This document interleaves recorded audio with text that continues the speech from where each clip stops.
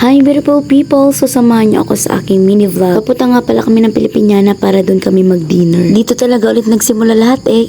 Charis! Nauna na nga kami dito para tingnan kung maraming customers. Pero sabi namin sana wala kasi first time naming makakakain dito. And kung babalik-balikan mo nakakatuwa dahil ang taba-taba ko pa dito. It's been a year! Pero minsan kahit ganito hindi mo rin maiwasang magalit sa kulit ng mga bata. Yung matapang na ako pero mas matapang yung bata. Nako po! And kung makikita nyo nasa poolside na nga kami and napakaganda ng ambience. Sige, mauna kayo girl, may pambayad kayo. Yes, may bakante.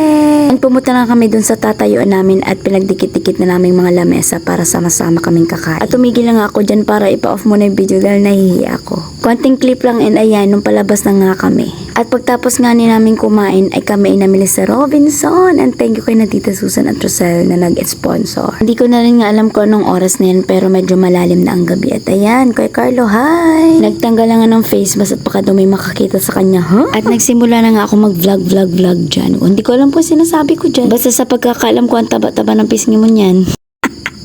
Dahil nga Emmy lang, di ko na nakuhaan kung paano kami kumuha. At fast forward na nga, nagka-counter na, oh my god, 7,000 na ito, ilan pa lang. May apat pa na pamilya na ika-counter, pero babalik sa inyo yan. God bless you more, guys. Thank you so much for sharing your blessing. At nasa labas na nga kami ng Robinson, and nagbibideo na kami dahil nagpapasalamat na kami. Dahil masayang masaya kami, ikaw ba naman ilang buwan libre ang grocery? Huy! Tatamis ng ngiti at tuwa sa labi. Short video lamang ito, kaya naman dito nagtatapos ang aking mini vlog. Sana nagustuhan nyo. Bye beautiful people. See you on my next.